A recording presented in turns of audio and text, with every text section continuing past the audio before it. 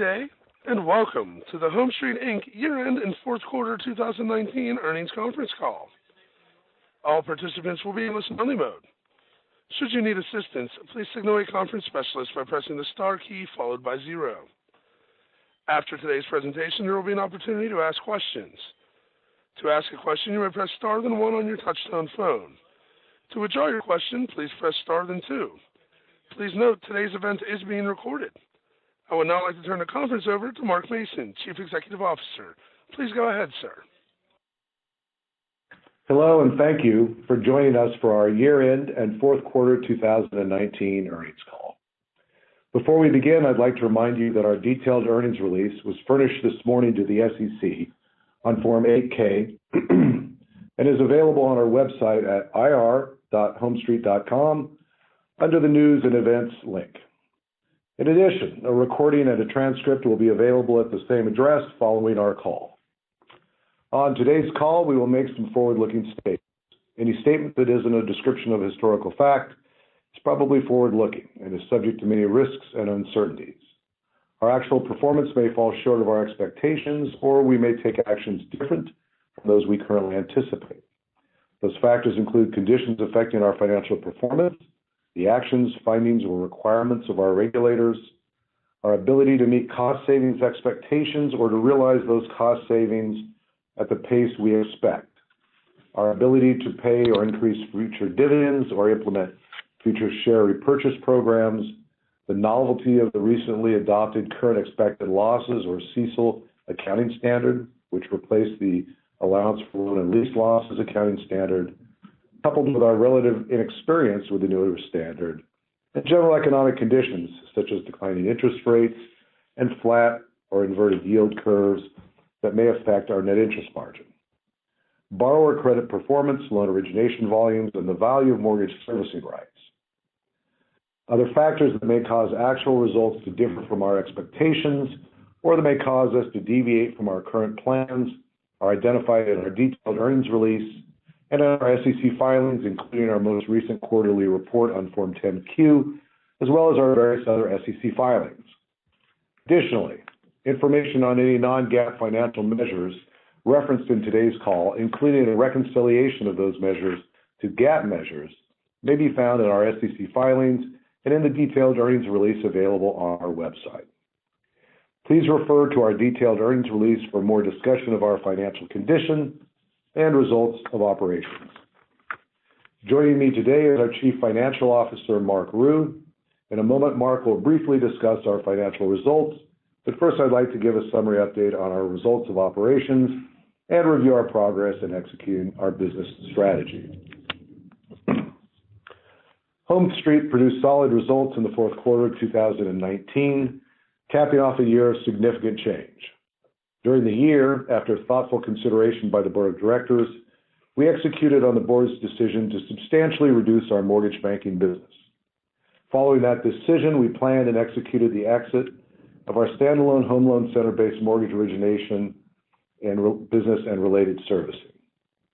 The successful completion of this downsizing avoided significant costs of liquidation, and most of our employees associated with these centers were transferred to the acquirer of the home loan centers. We also sold the majority of the mortgage servicing rights related to loan originations associated with those home loan centers. Finally, during the fourth quarter of 2019, we completed the sale of our ownership interest in our former mortgage joint venture, WMS Series LLC. We have also made progress toward our goals of improving efficiency and profitability with organizational and operational changes which are resulting in substantial reductions in operating costs and headcount, with FTE in continuing operations decreasing 6% from 1,109 at June 30, 2019 to 1,048 at December 31, 2019, and are expected to further decrease 8% to 1,020 by February the 1st of this year. Including discontinued operations, total full-time equivalent employees decreased 12% from 1,221 at June 30, 2019 to 1,071 at December 31, 2019, and are expected to decrease some 16% to 1,027 by February the 1st of this year. We made these reductions without materially impacting our ability to compete for business. During the fourth quarter, we originated $675 million of commercial real estate loans, a quarterly record. We also increased business core deposits by $38.1 million, or 2.4%, and consumer core deposits by $71.8 million, or 3.9% during the quarter. While we are making meaningful progress toward achieving our efficiency and profitability improvement goals, the lower interest rate environment and persistently flat yield curve have had an adverse impact on the balances of loans held for investment and our net interest margin, and certain operational, technology, and real estate cost reductions will occur later than originally anticipated, challenging the pace of our improvement. Asset quality remained strong throughout the year, with non-performing assets totaling 21 basis points of total assets at the end of the fourth quarter. Our markets remain some of the strongest in the country with large, diverse economies. However, we are keeping a careful eye on fundamentals and remain focused on controlling credit risk. In October of 2019, we added Nancy Pellegrino to our board. She brings over 30 years of wealth management and private banking experience. And this morning, we also announced the appointment of Jim Mitchell to our board. He is the former founder and chief executive of Puget Sound Bank with over 40 years of commercial banking experience. We added these very experienced individuals to our board as part of our board refreshment activity and in anticipation of expected retirements by our next annual meeting. We are making great progress toward our board diversification goals, and we look forward to the contribution and fresh perspectives of our new board members. The board recognizes that our shareholders have supported the development of the company and the recent significant changes to our strategy, all of which were pursued with the goals of reducing earnings volatility and improving profitability, and ultimately enhancing shareholder value. While some of these actions, and specifically the current initiative to improve operating efficiency, are obviously still a work in progress, it is clear to the board that the foundation for improvement has been laid. As such, the board is pleased at this time to reflect the accomplishments to date with the initiation of a quarterly common dividend for the first quarter of 2020, payable on February the 1st, 2020, to shareholders of record as of the close of market on February the 5th, 2020. In determining this dividend, the board considered numerous factors. Most importantly, we acknowledge that both the consistency and absolute level of the company's current profitability continue to have much room for improvement. At the same time, we believe we have now greater visibility of these measures and the path to improvement than we have had in the past. Because we anticipate internal capital generation in 2020 to exceed the capital required to support growth and meet a sustainable common dividend payout, we are supplementing the capital return to shareholders via dividends with share repurchases. Taking everything into consideration, the board has set the initial quarterly dividend at 15 cents per share, representing a 60 cents per share annualized dividend, which currently results in a dividend yield of approximately 1.8% on the closing price of our shares last week. Notwithstanding factors that may affect capital planning on an ongoing basis, the board intends to periodically evaluate the quarterly dividend as the company pursues our opportunities for improving efficiency and profitability. In addition to the declaration of a dividend, the board also authorized the repurchase of up to an additional $25 million of our common stock, underscoring our confidence in HomeStreet's future performance and long-term value creation for shareholders. And now I'll turn it over to Mark Rue, who will share the details of our financial results. Thank you, Mark. Good morning, everyone, and thank you again for joining us. Our consolidated net income, which includes the results of both continuing and discontinued operations for the fourth quarter of 2019, was $11 million, or 45 cents per diluted share, compared to net income of $13.8 million, or 55 cents per diluted share for the third quarter of 2019. Net income from continuing operations for the fourth quarter of 2019 was $13.1 million, or 54 cents per diluted share, compared to net income from continuing operations for the third quarter of 19 of $13.7 million, or 54 cents per diluted share. Core net income from continuing operations for the fourth quarter of 19 was $14.9 million, or 61 cents per diluted share, compared with core net income from continuing operations for the third quarter of 19 of $14.3 million, or 57 cents per diluted share. Excluded from core net income from continuing operations for the fourth quarter of 19 were approximately $1.8 million of restructuring-related expenses net of tax. The decrease in net income from continuing operations was primarily due to a decrease in net interest income and a decrease in non-interest income, offset by a decrease in non-interest expense and the reversal of provision for credit losses during the fourth quarter of 19. Net interest income decreased by $1.6 million to $45.5 million in the fourth quarter of 19 from $47.1 million in the third quarter, primarily due to a decline in our net interest margin and a decrease in loans held for investment. The rate and volume of loans held for investment decreased during the quarter, despite record commercial real estate loan originations as a result of higher loan prepayments, driven by operating in a lower interest rate environment during the quarter. Loans held for investment decreased $66.7 million to $5.1 billion at the end of the fourth quarter, primarily due to approximately $450 million of prepayments and $295 million of transfers to held for sale. Lower short-term interest rates resulted in a decrease in the cost of interest-bearing liabilities, primarily as a result of lower balances of broker deposits and lower rates on our Federal Home Loan Bank advances and money market deposits. Deposit balances were $5.4 billion at December 31st, a decrease of 8% from September 30th. The decrease in deposits was primarily driven by a $472 million reduction in our broker deposits as Federal Home Loan Bank advances were priced more attractively during the quarter. The decrease was offset by increases of $109.9 million of core deposits, comprised of $38.1 million, or 2.4% of core business deposits, and $71.8 million, or 3.9% of core consumer deposits. As a result of the foregoing changes, our net interest margin on a tax equivalent basis decreased to 287 basis points in the fourth quarter from 296 basis points in the third quarter. Non-performing assets increased slightly to $14.3 million, but remained at 21 basis points of total assets at December 31st. We had a reversal of provision for credit losses in the fourth quarter of 19 of $2 million compared to no provision during the third quarter of 19.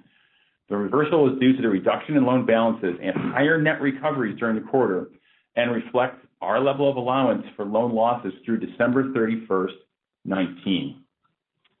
On January 1st, 20, we adopted the current expected credit losses, referred to as CECL, accounting standard.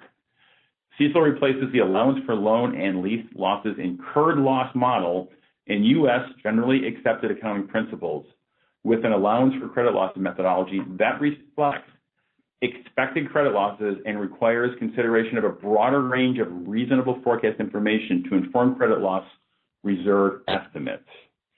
The adoption of CECL resulted in an increase in our allowance for credit losses of approximately $3.7 million at January 1st, 20, or 9% as compared to our December 31, 19 aggregate reserve levels.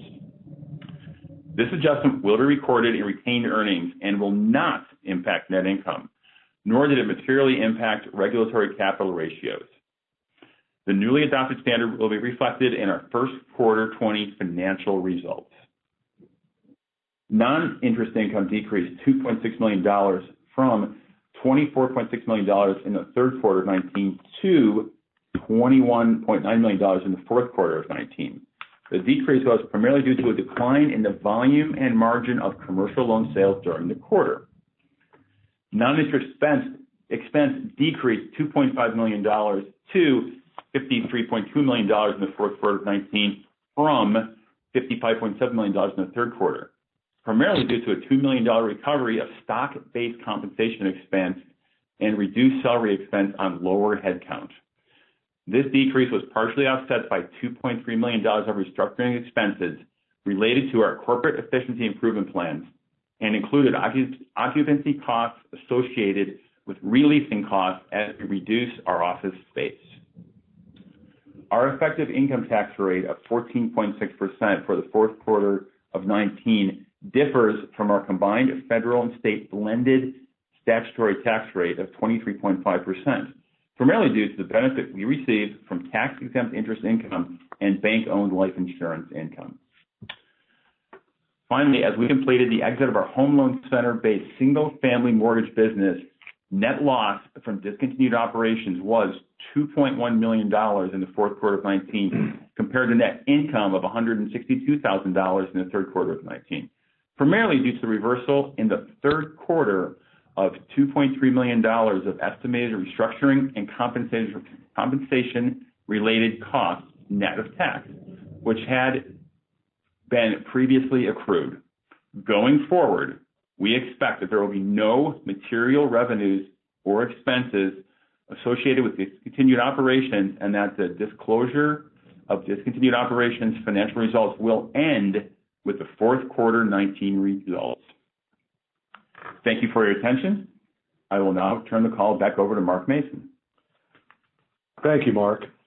On our second quarter 2019 call, we laid out a plan established by management and informed by our efficiency consultants to improve our operating efficiency and reduce our cost structure to reflect our simplified business model and lower growth expectations. The plan identified a range of expense reduction opportunities, many of which involve substantial organization, operational, technology, real estate, and personnel changes. These include simplifying the organizational structure by reducing management levels and management redundancy, consolidating similar functions currently residing in multiple organizations, renegotiating where possible major contracts, primarily technology, identifying and eliminating where possible redundant or unnecessary systems and services, and adjusting staffing in turn to recognize the significant changes in work volumes and company direction. We anticipate these expense savings to be primarily centered in continued decreases in salaries over the near term, potential decreases in occupancy expense over the medium term, and decreases in information technology costs over the longer term as contracts expire or are replaced. Based on that plan, we established targets for return on average assets, return on average tangible equity, and efficiency ratio by the third quarter of this year. These targets were made with the assumption that our net interest margin and the size of our loan portfolio would remain relatively stable. Given the unanticipated decline in the size of our loan portfolio and ongoing reduction in our net interest margin, we no longer feel confident that we will produce the revenue on which those targets were based. The targets also assumed expense cuts would occur as initially projected by our consultants as headcount was reduced, office space was repurposed, and IT contracts were renegotiated. However, now that our consultants have completed a more detailed analysis of major functions, we no longer believe that we will be able to achieve these expense cuts at the pace we had originally forecasted, in part because real estate releasing timelines have been extended and significant technology vendors have not to date been willing to restructure existing agreements prior to maturity. We continue to believe that we will be able to achieve all of our originally planned profitability targets in mid-2021. We are amending our previously issued guidance for the timing of achieving those targets. Despite our disappointment in not meeting the timing of our original profitability expectations, we still believe we will make substantial progress toward our goal of reducing expenses and increasing profitability by the third quarter of this year, with more to come. Assuming that we are able to realize the expense reductions currently planned by management and projected by our consultants, and absent continuing negative impacts to our net interest margin beyond current expectations, or as a result of changes in the interest rate environment, changes in capital management, or other changes in the business or credit environment that would negatively impact our ability to accomplish our goals, we now expect to achieve an efficiency ratio in the low 70% range, return on average assets of approximately 95 basis points, and return on average tangible equity of approximately 11% in the third quarter of this year. Even though we now only expect to achieve an efficiency ratio in the low 70% range by the third quarter of this year, due to the various factors I've mentioned, we are pleased to have the resulting return on average tangible equity target remain at 11%, thanks to favorable balance sheet and capital management. More importantly, we are left with ample opportunities to lower our efficiency ratio into 2021 and beyond, which will lead to additional improvement to our return on tangible equity. By mid-2021, we believe we can achieve an efficiency ratio in the mid-60% range, a return on average assets of approximately 110 basis points, and a return on average tangible equity of approximately 12%. For the first and second quarters of this year, we expect ongoing runoff in our single-family loan portfolio, offset by growth in our commercial loan portfolios, resulting in a flat to slightly increasing average balance of loan held for investment over these periods.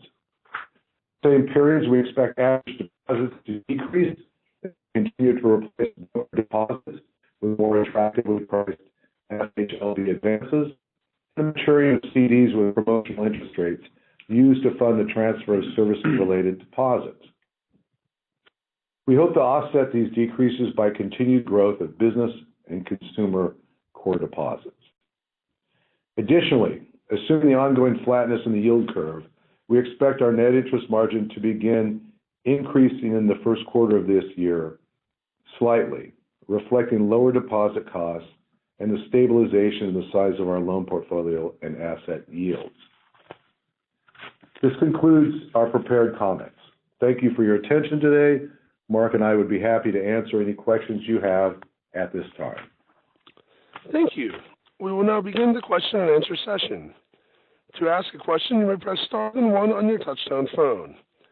If you are using a speakerphone, we ask that you please pick up your handset before pressing the keys. To withdraw your question, please press star then two. Today's first question comes from Jeff Rulis with D.A. Davidson. Please go ahead. Thanks. Good morning. Good morning. I guess congrats on the addition of Jim Mitchell to the board, certainly a well-respected banker in the region. I guess I'm curious as to the conversation with the board since we're nearly a year since the undergoing a significant strategic change, and really the chairman in the release kind of signaled the next stage in the company's evolution. If you could just what you can share on that conversation with the board and maybe how that has evolved. Well, more specifically, what is your question, Jeff? The conversation about the status of our change in strategy. I just want to make sure I answer your question. Sure. Yeah. You referenced kind of a board refresh. I know there's some retirements there, but in the framework of the release on the Jim's appointment, again entering the next stage, I just it's a high level. How has the conversation shifted from say a year ago today with the board? Sure. If you look at the makeup of our board, we over the last year and this year have the anticipated retirement of several directors.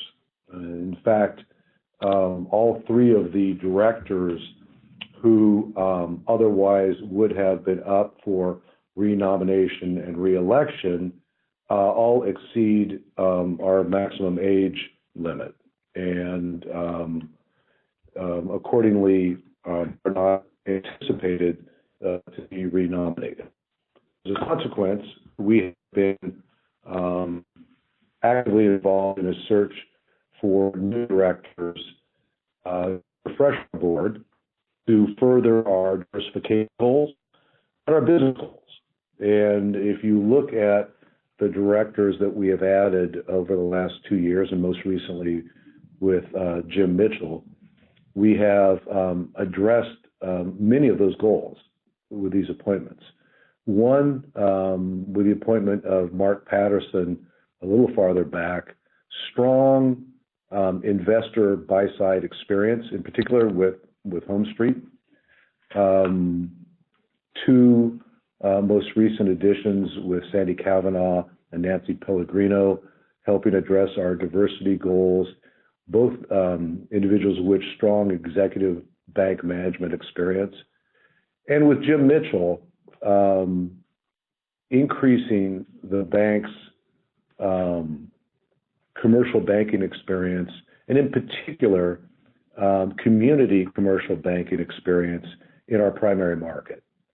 And if you look at the individuals who we anticipate retiring at the end of their terms, we are losing substantial expertise, commercial banking, general business, and real estate development experience. And so the board is very focused on the skill sets in its refreshment, and we're pretty happy to have attracted these really high quality individuals. In particular, I'm tickled by the addition of Jim Mitchell recently. Not only does it speak well of the board's search and decisioning process, but I take it as a personal compliment that Jim is willing to take on that assignment and help us continue to develop the company. Appreciate the color. Maybe a question for Mark Rue on the core expenses this quarter. There were some puts and takes. What would you assign the base level for the fourth quarter?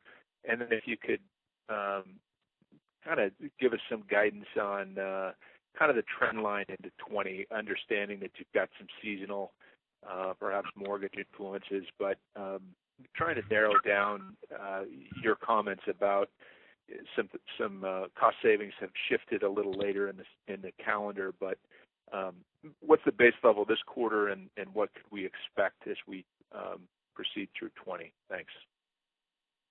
So you're looking for the core non-interest expense is what you're looking for. Is that correct? Yes. Okay. I mean, again, we're gonna continue to see. I mean, as we march towards the efficiency goals that we outline. I mean, you're going to continue to see a march downward in salaries and related costs. Certainly, obviously, as we cut FTEs, occupancy expense as well as we rationalized the office space. Again, we had a lease impairment that we just recognized, and then therefore going forward, we're going to have a lower cost on that. And again, just all the other costs associated with having those extra people at the company are going to continue to decline as well. The G&A, et cetera. Legal was certainly expensive in the past, but we expect stability in that as we move forward. So, and I think the biggest cost that you're going to see again are salaries, and you're going to continue kind of a march down. And you could correlate that to the number of people that we have in the guidance that we just gave you, that 1026 number that we put out in February, and which we anticipate going even lower into next year. Marching towards under 1,000, which is where we're headed. And then finally, IT. And we did mention that we have medium and longer term goals. The longer term is we're going to crack the nut on these IT expenses. But again, we've told you for a couple of quarters now that that's harder than we anticipated, and the timeline is longer than we anticipated. But we will crack the nut on that. So that's really longer term.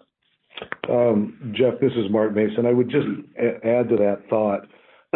If you look at the reconciliation of non-GAAP disclosures in the back of the earnings release, there's a calculated number for non-interest expense from continuing operations, core, right, that is just over $50 million. You should really be adjusting that for other unusual or non-recurring things that we've disclosed in the press release to get to what you would call, or I would call, a baseline. Yeah, what is that number for the fourth quarter? What would you assign the core number in the fourth quarter? And then the question remains in 2020, what are the quarterly sort of ranges that we can expect to see?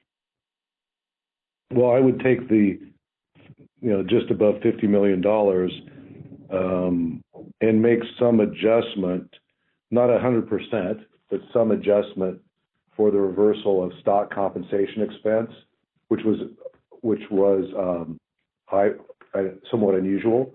We will always have stock compensation expense, I'm assuming, but we had to adjust it because the company's performance over the 3-year performance period wasn't going to make the targets originally established, and so that stock is not going to vest. It had to be reversed. That is the primary adjustment I would make this quarter. Last quarter, I would adjust FDIC insurance. All of us community banks received a nice, I won't call it a dividend, a credit on our deposit insurance, which unusually reduced our operating expenses. So I would go through what we've disclosed, adjust our core continuing number in the non-GAAP disclosures to get a baseline, and then start reducing the various expense categories consistent with Mark's comments as we continue to decrease headcount, real estate, and technology expenses. Okay, thanks. And our next question today comes from Steve Moss of B. Riley FBR. Please go ahead. Good morning, guys. Good morning, Steve. Just on total expenses, as we think about number of FTEs and the overall reductions you're looking at for the upcoming year, should we think about the decline off that, call it $52.9 million range, to be in the 10 to 15% range by the time we get to the fourth quarter? Just kind of curious as to if we quantify that a little bit. I'm going to let you calculate that. We're giving pretty good guidance on margin. And I think that you can reasonably project forward non-interest income adjusted for seasonality. And given the targets on return on assets and equity, I think you'll be able to drop in those numbers. Okay. And then on loan growth here, you had good commercial real estate, multifamily growth, and then obviously the pay downs on by resi mortgage. Just kind of wondering what the pipeline looks like, and what are your thoughts about the loan balances throughout the year here? We did give some guidance on loan balances that we expect single family mortgage balances to continue to decline, being replaced with commercial real estate and general commercial lending, with a slight increase in overall loans held for investment balances over the year. Okay, so I take it the commercial loan pipeline still remains strong. Oh, yeah, I'm sorry, I didn't answer that question. As to the pipeline itself, typically this is a weak period of the year, right? There's a rush to closing transactions at the end of the year, particularly the fourth quarter. And we have historically started out with relatively weak pipelines. That is not true this year. I think that is due in part to the low rate environment. I think the recent changes in the 10-year will accelerate that somewhat. And we enter the year with stronger than typical pipelines in every lending area, including single-family mortgage. While refinancing is at a higher than typical rate, the application pipeline for purchases is higher than normal at this year. Though I will caution you, at least in our market here in Puget Sound, new home and resale home inventories are dropping again, which means home prices will be moving up again. And we are a little concerned about the sustainability of a higher than normal purchase pipeline. Commercial real estate, quite active. You saw we had the largest origination quarter in our history. That is dominated by permanent lending, but we are making a few new construction loans. That market continues to be very, very active, and we are looking for a stronger year this year than even last year. So we feel great about commercial real estate. Home building, still a strong pipeline. That business is is driven by entitlement pacing and land pacing, but we are in great markets. And while there was a lull in the middle of last year, those pipelines are quite strong as well. And an ever-strengthening pipeline in the C&I area. We had a substantially better year in our C&I group, somewhat better in volume, but substantially better in profitability. And while we don't break those numbers out, I can tell you it was meaningfully better with more to come this year as we continue to improve the efficiency of that business as well. Okay, that's helpful. And then, given the strong, commercial loan demand here, any thoughts around commercial gain on sale for the upcoming year? I mean, it was a pretty good year this past year. Do you expect that to increase again in 2020? Well, if we increase the volume, that will increase. We don't have any reason to believe gain on sale numbers will change materially. But until we get further in the year, of course, we're not going to know. We are active in that market already this year. We've already completed our first significant sale of the year. And so I feel good, at least at this juncture, that we're going to continue at this pace or better. All right. Thank you very much. Thanks, Steve. Our next question today comes from Jackie Boland of KBW. Please go ahead. Hi, good morning. Good morning, Jackie. I wanted to start off with the buyback. You had really good activity through the year and in the fourth quarter. And just looking at the level of repurchases in the fourth quarter and then the new repurchase authorization that you have outstanding, absent meaningful asset growth, is this a good level for us to look to going forward for repurchases? Well, that is an excellent question. We are still analyzing what our repurchase activity will look like going forward. We have in our internal plan continued repurchasing. Part of the reason I'm hedging a little is we have a conversation to have still with the FDIC about what our baseline Tier 1 minimum should be at the bank. For many years, since before and since the IPO, we have maintained by non-formal agreement with the FDIC at least a 9% Tier 1 level at the bank. And that, of course, has driven our capital planning for the bank up. Given the much more simplified business plan of the company, the substantially reduced volatility of results, the improving results, and our strong capital position, we may be making changes to our baseline assumptions, which can only improve potentially capital return to shareholders.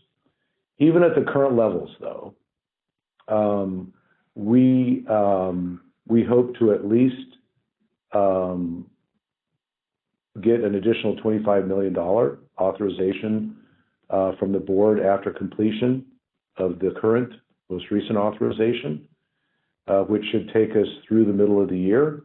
And we think that the prospect for improving profit and results of operations also should be accompanied with a prospect for increasing dividends in the future. And so taken together, I'm optimistic that assuming continued improvement in profitability and a consistent credit environment, all these things we think about, that return of capital will continue at this or similar paces for some period of time. Okay. Thank you. That's helpful. And then looking to the single family portfolio and understanding that, you've said you're going to have contraction through the first 2 quarters or so. If that are you expecting expansion then in the latter half of the year, or are you only looking to predict, given a fluid environment, what balances would be like in the first half of the year? Well, in the single-family portfolio, there's going to be a stabilization at some point, right? Given the downsizing of our origination activity and the low-rate environment, you're seeing a natural runoff that exceeds new originations. And that portfolio should stabilize, we think, somewhat later this year, fourth quarter or so, again, with all the caveats on rates and everything, right? So you should see that kind of pattern towards the end of the year. Okay, so is it fair to say that the low rate environment has accelerated some of the natural runoff you would see given the change in the business operations, and so that enables you to stabilize sooner than you otherwise would have? Well, I think that's fair. Stabilization I'll give you a bit of a caveat because we're experiencing higher runoff on everything. And so until the absolute level of runoff stabilizes, I can't say we're stable, right? I mean, all of us, right? So. Yeah. No, and I mean, I fully understand how fluid everything is right now and how much you have going on, how many different moving pieces. And on that note, just one last one for me. I understand that it's difficult to predict the timing of when you can do a lot of the initiatives that you have, and you are dependent on the responses from the others that you're working with. What are some events that you look to that could either, re-accelerate some of the cost savings you expect or potentially further delay them beyond what your new expectations are? Also a great question. Because we are so much farther along as we sit here today in analyzing the opportunities presented to us by our consultants, we have greater clarity about the size of the opportunity and the timing. So our forecasts, we believe, at least for the near term, are substantially stronger.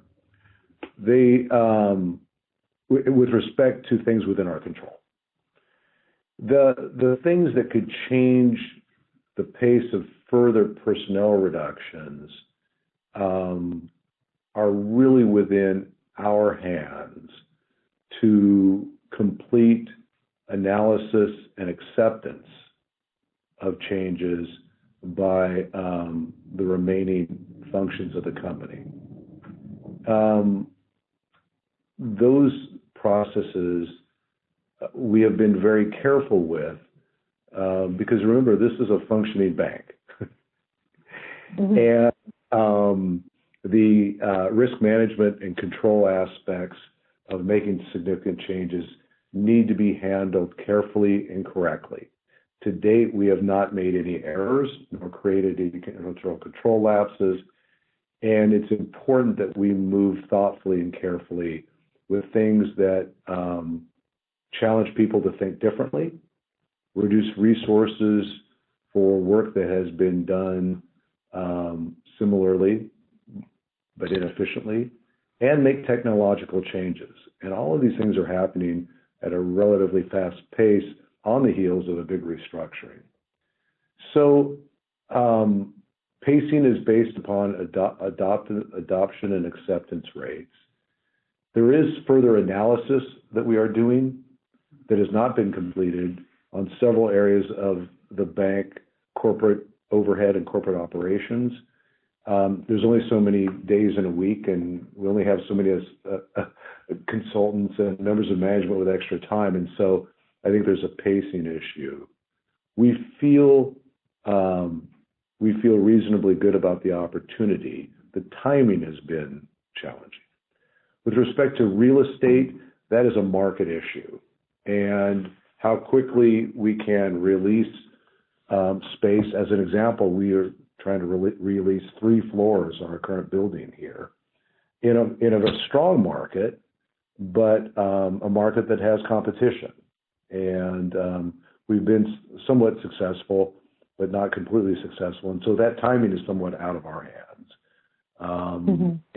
And technology has been a very frustrating area of opportunity for us. We know the costs will decline meaningfully. We are unable to get our partners, I'll call them partners for the moment, technology providers, in particular our core service provider, to enter into any meaningful discussions for renegotiation. And yet we know that the levels, the volumes, and the rates in those agreements, in particular our core service provider agreement, are meaningfully above the levels we should be paying today. Now look, it's a contract we entered into. All of these we're responsible for living up to them, but it's quite frustrating to us. And so it's going to drive the need to consider changing technology upon maturity in order to get the costs in line with where they should be. And unfortunately, one of the largest numbers in technology is our core service provider contract, which doesn't mature until 2022.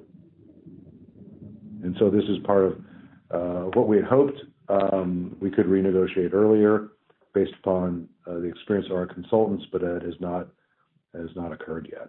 I hope that's somewhat helpful. Yeah, no, it is very helpful. I don't know if this is something you're able to answer, but with regard to the changes you want to make with your core servicer and understanding that contract doesn't expire until 2022, how big of a chunk of your expected cost savings does that comprise, just generally? I don't think I can answer that, in part because of the confidentiality provisions in the contract. In fairness, I'd love to answer that question. No, fair enough. So. But let me say this: it's meaningful, but and of course, at some level, would change your ultimate outcome before then. But we've given you guidance to the third quarter of this year and mid next year. And mid next year, we believe we're going to be in the mid 60% efficiency range, right? So it is not going to, that's 2021, not 2022, right? Mm-hmm. So that contract itself is not going to prevent us from hitting those 2021 numbers. Okay, that was my next question. Is it included in that? If I can frame it that way. Got it. Yes, thank you. I'll step back now. Thank you for all the time. I appreciate it. You're welcome. And ladies and gentlemen, as a reminder, if you'd like to ask a question, please press star then one at this time.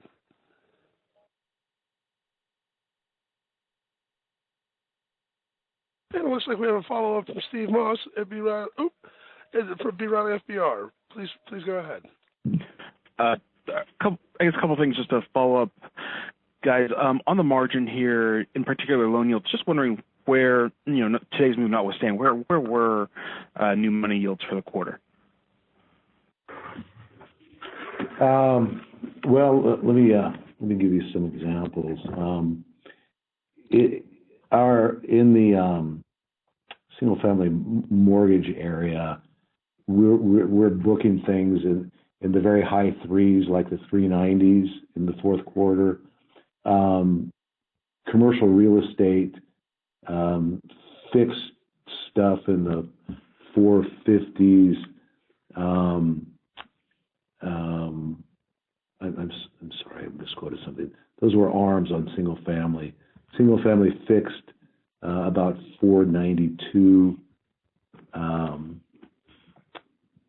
Business banking in the low to mid 4% range.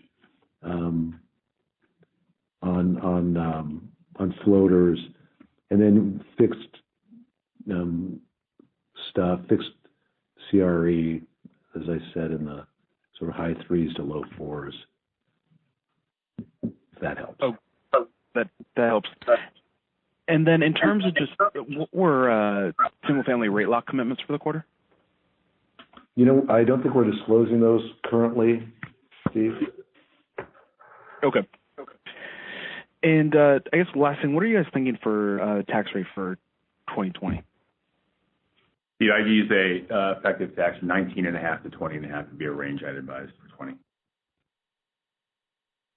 All right. Thank you very much. Thank you. And ladies and gentlemen, showing no further questions, I'd like to turn the conference back over to Mr. Mason for any closing remarks. We appreciate your attendance and patience listening to us today. Appreciate the great questions. Look forward to talking to you next quarter. Thank you, sir. Today's conference has now concluded. We thank you all for attending today's presentation. You may now disconnect your lines and have a wonderful day.